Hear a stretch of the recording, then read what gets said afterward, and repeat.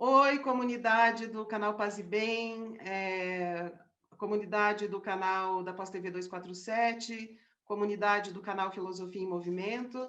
Eu me chamo Fernanda Carlos Borges e a gente está aqui então para dar continuidade a essa série sobre corpo e espírito, nesse momento, desenvolvendo, lendo e comentando esse livro aqui, O Olhar, do José Ângelo Gaiarsa, né? Então vai ser uma microsérie sobre olhar, depois a gente vai fazer um sobre fofoca e outro sobre... Vamos fazer várias microséries, né? Então, dando continuidade à leitura desse livro aqui sobre o olhar, tá? Então, lá na página 20, ele diz assim... Os olhos percebem muito mais do que as palavras jamais conseguirão dizer. Percebem e estabelecem ou propõem mais relações pessoais ou com os objetos do que com as palavras. É interessante, nesse contexto, lembrar que a origem da palavra intuir, do latim intuere, significa ver. Então, intuir é ver alguma coisa, né? E mesmo que a gente não veja com clareza, assim, mesmo que o eu não se aproprie desse conhecimento, aquele ele no corpo, que a gente falou no último vídeo, percebe. Então, a ideia vem na nossa mente, a gente pensa em intuir, mas, na verdade, ele viu, né? Ele pode ter visto. Aí ele comenta o Jung, o Gaiarsa, né, que é um dos mestres dele, né, na psicologia. Ele fala, o Jung, o mestre das imagens, também disse, intuição é uma percepção pela via do inconsciente. Não me dei conta, mas algo em mim, aí ele comenta, ele, outra vez, percebeu o que o eu não percebera. Então é isso. Se quiserem comentar, depois eu vou ler outro pedacinho, mas senão eu fico lendo muito, né? Se quiserem comentar alguma coisa. Vai lá, Nadish. Eu sou Nadish Gaiarsa. Paz e bem para todo mundo e vamos na filosofia do movimento. Ligar com o que a gente estava trabalhando na semana passada, né, que era a questão do inconsciente, como aquilo que a gente percebe que é automatizado ou é intuitivo, né? O Jung falava dessa sintonia, dessa sincronicidade, desse fluxo, né, que é mais pelo sentir, pelo intuir e pelo ver a vida de uma maneira que a gente não está vendo conscientemente, a gente está percebendo. Né? Adoro isso. E o Jung foi o primeiro mestre aberto do Gaiarsa, depois veio o Reich. Né? Meu nome é Apolo. Ontem eu tive uma reflexão exatamente sobre intuição. Eu vou dar um exemplo. Teve uma vez que eu acordei lá no Rio de Janeiro, eu ia para a minha faculdade, a minha faculdade lá no Rio de Janeiro era vizinha do Jacarezinho. Então, assim, tinha sempre alguma coisa. Era um prédio antigo do Senai C-Ticket, etc. E eu acordei esse sábado, né, às 5 da manhã, vou para a faculdade. Aí me deu um negócio assim, não vai. Aí eu, não, isso é preguiça. Mas aí vem a cultura, vem um negócio assim, não, eu não sou preguiçoso, eu não sou não sei o que e tal, mas era assim, não vai. Aí assim, aí no caminho, vi um helicóptero sobrevoando lá o lugar. Não, eu estudo, eu sempre vou. Aí eu vi o segundo helicóptero, eu entrei na faculdade, ficamos 10 horas lá, porque teve uma remoção, teve tiroteio, teve um monte de negócio. Então, quem entrou, entrou. Quem não entrou, ficou de fora ou voltou correndo, mas assim, a gente ficou num estado de guerra lá. E eu acordei não querendo ir. Toda vez que eu não escutei minha intuição, foi por causa desses dogmas que cercam a gente. Só isso. Oi, gente, sou Arthur Gaiarsa, sou idealizador do Sobre Ser Corpo. Dá uma olhadinha lá no meu YouTube também, Sobre Ser Corpo. Eu pensei o seguinte, bom, a gente está falando das percepções, dos canais de percepção e desse corpo inconsciente, né? Falamos 90%, né? Outro dia o eles, né? 90% de eles para um eu. E lembrei, assim, no método Padovan, que é esse método de reorganização neurológica, acho que já falei um pouco aqui, eles fazem uma fusão entre a antroposofia e neurologia. É um método de reabilitação neurológica, né? E pela antroposofia tem uma coisa que é muito interessante, que é eles dividem em 12 sentidos, não só em 7, porque eles dão um sentido para cada caminho neurológicos pares cranianos, os principais caminhos neurológicos, que são 12. Que, assim, os pares cranianos são as vias principais de acesso do sistema nervoso. Por exemplo, tem um par craniano só para os olhos, um só para o nariz, então, um olfativo, um ocular, né? Um binocular. Depois, para tudo vai tendo isso, são 12. E sendo, né, todas essas vias bombardeando de sentido, e a gente com dificuldade de decodificar isso, ou mesmo com a nossa mente em outro lugar, né? Que é muito comum também, não na percepção do nosso estado naquele momento, assim. E depois, como que isso se transforma, né, em uma intuição ou numa percepção apurada, acho que como é que é, né, que isso se transforma? Como é que eu sei se isso é um incômodo que eu estou sentindo ali por causa de uma posição que eu estou, ou se desse bombardeio eu estou sentindo que algo pode acontecer, né? Acho muito difícil de determinar assim esse caminho da intuição. Arthur, uma vez eu estava lendo um cara, até peguei aqui o caderninho. Ele fala que a gente tem 40 e tantos sentidos. E aí, independente da quantidade de sentidos, né? Eu achei muito bonito, assim, porque quando você vai lendo os 40 e tantos sentidos, ele fala até uma percepção da pressão, da mudança de estação e tal. Só de ler essa lista de sentidos possíveis já tem um acionamento na gente, né, de a gente lembrar de outras dessas sutilezas que a gente deixa passar, né?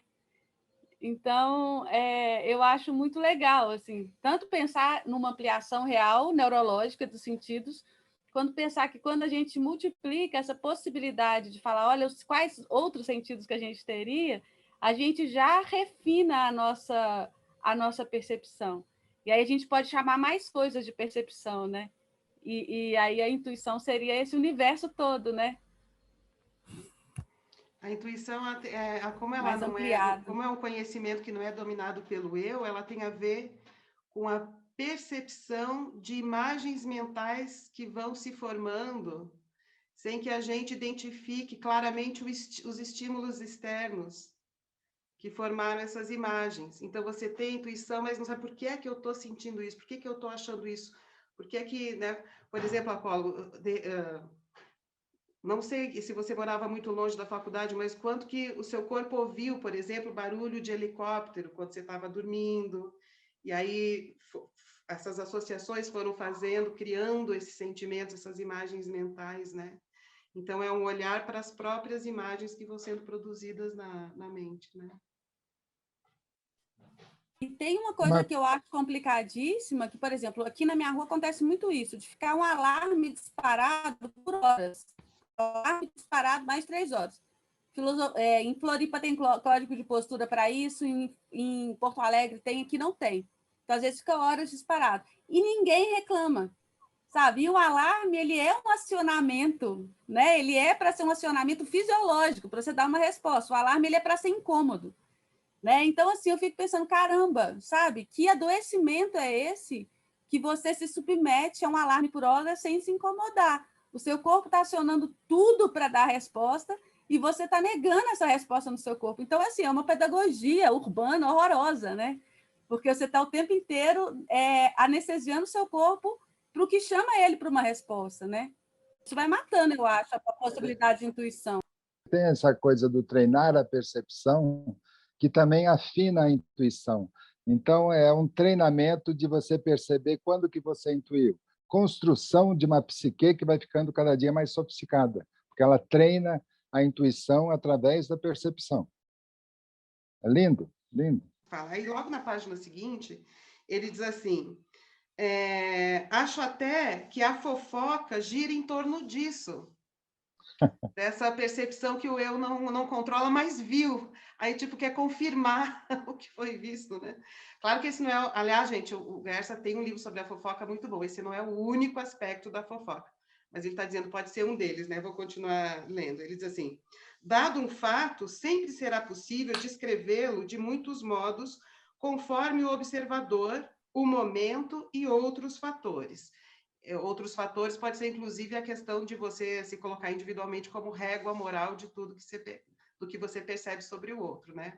O que é um problema social no Brasil, né?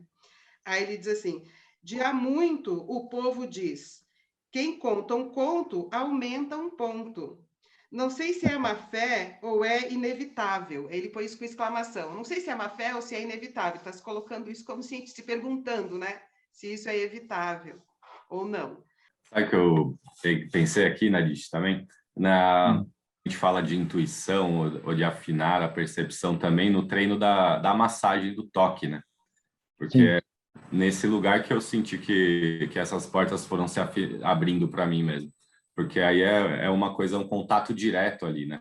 E depois de muita prática, né? A gente sabe que fecha o olho ali e a mão já vai onde tem que ir, a coisa já vai se dizendo assim, eu acho que o treinamento é mais assim, não responder aos nossos próprios aos nossos próprios gritos mentais, assim, né? Não responder a isso e deixar entrar nesse fluxo de ressonância com a pessoa, né? E aí, acho que a partir disso que eu senti que eu fui confiando numa intuição e apurando a percepção, quando você meio que também se abandona um pouco naquele momento para tentar entender o estado do outro ali, né? O estado de tensões também, o estado, né? Eu gosto desse lado, eu fui massagista muitos anos, né? Uma das coisas mais complexas de treinar as pessoas é porque o contato vai ganhando uma inteligência, né? A tua mão vai indo em lugares que a pessoa fala, nossa, um bom massagista, um quiropraxista, a mão dele já tem uma intuição que foi um treino consciente, que depois virou uma propriedade mesmo, né? Um outro nível de consciência, de presença enquanto está trabalhando. Né? E relacionando com o texto aqui que ele fala, né, na primeira parte, né, que o olhar fala mais que as palavras.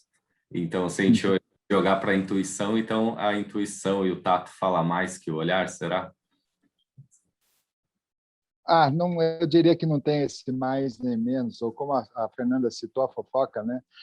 Pelo menos no jeito que eu trabalho, que eu li, que eu estudei para fazer, realmente tem isso. Você intui, mas a cabeça está fofocando, né? Não, tem que ir. Não, mas eu não quero ir. Não, mas tem que ir. Tem essa fofoca, que ela parte de alguma coisa que ela pensou, ou acha que sentiu, ou percebeu.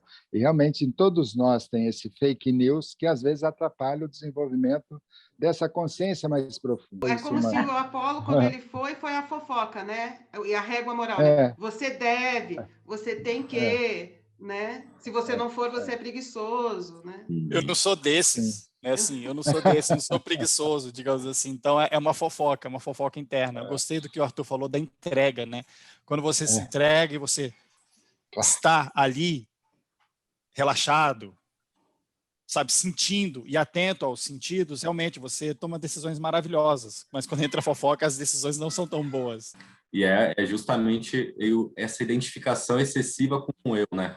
A pessoa ter tanta certeza de que é aquilo que quando ela sai daquela posição, ela já nos reconhece e já quer voltar para a mesma posição de sempre, né? Então, esse eu acaba sendo restritivo muitas vezes, né? Um eu idealizado, assim, né? Quem eu acho que eu sou, né? Assim como, às vezes, a gente se coloca falando de eu e eles, né?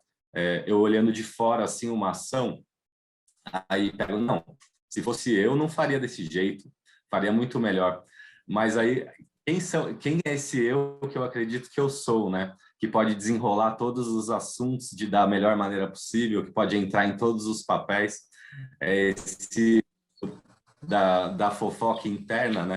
Que na prática acaba sendo o contrário, né? A gente vai se congelando sempre na mesma forma de eu, e aí a gente reage numa, sei lá, às vezes numa briga como quem toma um café. Porque uma das coisas que o Gaiarsa propõe, assim como técnica de trabalho, que eu acho ótimo, é a questão da topografia, né? Do mapeamento do ambiente, os ambientes mais habituais com o qual aquele corpo está lidando, né? Esse ambiente não é só íntimo, privado, mas ele também é social, né? Então, essa questão de ampliação do contexto também é uma ampliação deste olhar periférico, que está além do eu, né? Mas está no ambiente, né? E esse mapeamento também tem característica sociológica. Aí eu queria pedir para vocês que estão assistindo, deem uma olhada numa entrevista que a gente fez com a Jaqueline Muniz. Foram 4 horas de entrevista, então serão vários vídeos, mas o primeiro já está publicado, que se chama Escassez de Futuro. Ela explica muito bem como que socialmente no Brasil a gente está vivendo, e muitas pessoas sempre viveram, numa escassez de futuro, quer dizer, um encurtamento do espaço-tempo que joga tudo no imediato e nas urgências. Então não tem muita extensão para poder mapear. Então as pessoas têm uma demanda assim, ou de autoridade para resolver agora, né? Ou ela se torna aqui isso que você está falando, a régua da moralidade, né? Elas passam a ser a medida de todas as coisas porque não tem mais contexto. Então tudo tem que ser submetido à própria régua moral individualizante, né? Muito interessante. Procurem lá no canal Filosofia em Movimento, o primeiro vídeo, chama Escassez de Futuro, que eu acho que tem muito a ver com o que a gente está falando aqui agora. A gente está falando do treinamento da percepção, da inteligência e da formação da psique em todos nós, né? Alguns podem até levar para a coisa espiritual, que eu acho que é uma abstração, né? Tanto a psique quanto a espiritualidade é, antes de mais nada, uma abstração. Tem um imaginário, né? Imagens que também fazem parte do contexto. Tem um cara que escreveu um livro, Symbolic Species, é um cara ligado à biologia e antropologia, e ele fala assim que, por exemplo, às vezes uma imagem de Deus, de um Deus X, de qualquer cultura, ele tem sobre o mundo dos corpos o efeito de um real, por exemplo, de um projétil, né? Ele fala, ou de uma coisa que cai. Ou seja, ele realmente exerce uma função mobilizadora dos corpos, né? Então, isso porque eu estou falando, porque hoje no Brasil essa questão da religião está muito presente, né? Então, esse imaginário religioso, ele também faz parte do mapeamento, como força real, porque tem efeito real sobre o comportamento, sobre os corpos, sobre o modo como a gente lida, né, com a vida e a vida com o outro, né? Então, eu acho que é nesse aspecto que o Gaiarsa se aproxima do Jung, pelo interesse desse imaginário mobilizando os corpos, né? Esse imaginário que a gente não consegue medir com fita métrica no mundo, quer dizer, não é uma força concreta, vamos dizer assim, né? Mas que tem esse efeito concreto sobre o mundo. São essas imagens, por exemplo, religiosas, dos deuses, dos anjos, né? Também aqui no Brasil a gente acompanhou esse processo também, né? Porque na criação da percepção e do imaginário no país que a gente está, onde o Estado não chega em quase lugar nenhum, né?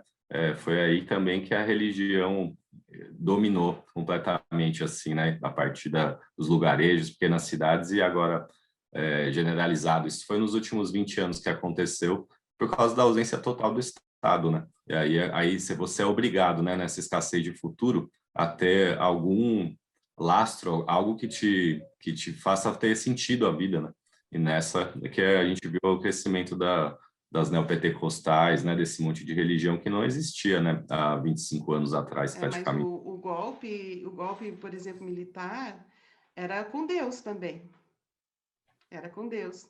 A colonização toda é com Deus, com uma certa imagem de Deus ou função de Deus como causa, né? Ou como justificativa. Uhum. Então, essa questão do imaginário religioso, ela é muito importante no jogo de forças do Brasil, Sim. desde a colonização, né? Eles fazem um trabalho assistencial também, Fê, porque se você, por exemplo, tem problema com adicção, eles vão definir, entra para a congregação, vai ter gente que vai na tua casa todo dia, fica ali com você. Isso, o que eu falo, é onde o Estado não chega, né? Se você está sem comida, eles vão te dar o que comer. Então, é muito fácil também aliciar as pessoas, né? Ainda com uma promessa de salvação, e né, nessa situação lastimável ainda ajudando todo dia, porque eles ajudam todo dia também, né? Importante que se diga isso, né? E o Estado, quando chega, chega como violência, né? E como negação. Então, assim, né? Porque não é que não tem Estado. Para muitas pessoas, a presença do Estado é muito colocada do pior jeito, né? Só pela negativa, né? Só pela contenção, pela violência, pela desqualificação. O Estado associado a castigo, né? Você não é merecedor de ser cidadão. O Estado vai nesse... Mas eu tenho uma ideia um pouco diferente dessa questão da expansão das neopentecostais, porque elas expandiram nos anos Lula, quando tinha Bolsa Família, quando tinha acesso à universidade, que eu tive vários alunos primeiro da família, que fizeram universidade, entrando por causa dos programas, né? Quando teve o Minha Casa Minha Vida, que muitas pessoas tiveram acesso à casa. Então, foi em anos de otimismo. Então, eu acho que não dá para explicar só pela insuficiência do Estado, porque elas cresceram com a presença do Estado. O que eu acho que faltou é uma coisa que a Renata já falou aqui algumas vezes, que faltou uma pedagogia política, de explicar que aquele apartamento que foi comprado pelo Minha Casa Minha Vida foi em função de um projeto político, né? E não uma bênção de Deus. E quem fez esse processo pedagógico, ou seja, quem assumiu o mérito, foram essas igrejas dizendo que foi Deus, né? Tem a função socializadora. Mas né? eu acho, Fernanda, que é uma pedagogia subjacente de bancar uma mudança de linguagem, porque explicar já coloca naquele lugar da esquerda arrogante, superior, que quer ficar explicando.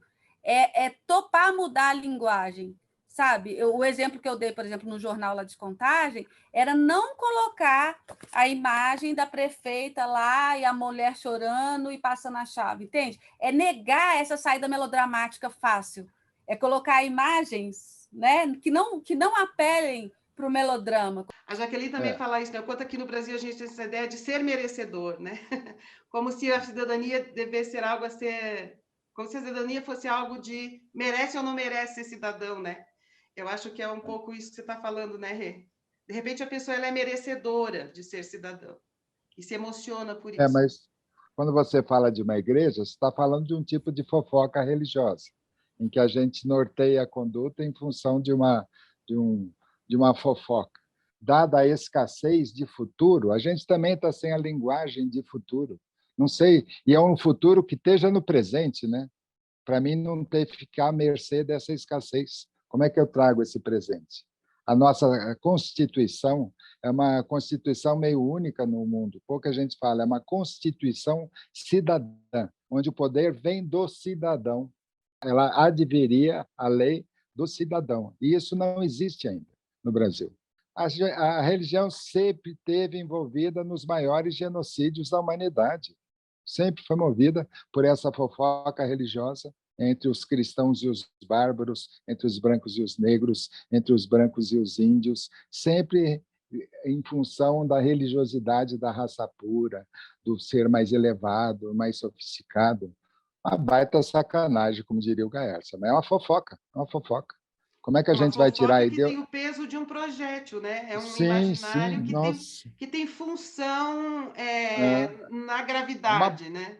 É uma bomba, né, Fernanda? Cai em cima de todo mundo, todo mundo explode e fica doido, sem saber o que fazer, seguindo o primeiro avatar, o primeiro mestre tântrico, o primeiro religioso, seja lá quem for. Né? Até alguns políticos, né, no Brasil também tem essa visão meio vai salvar todo mundo. Sebastianismo, né? O sebastianismo brasileiro do Salvador. Gente, deu por hoje. A masterização da fofoca. Chega de fofoca, gente. A gente está no... Chega de fofoca. Beleza, gente? Então tá bom. Beleza. Voltaremos muitas vezes, infinitas variações sobre o mesmo tema. Tá bem? Obrigada, valeu, gente. Obrigada a quem viu a gente até agora. Obrigada, pessoas. Obrigado. Obrigado. Tchau, até breve. Tchau, gente.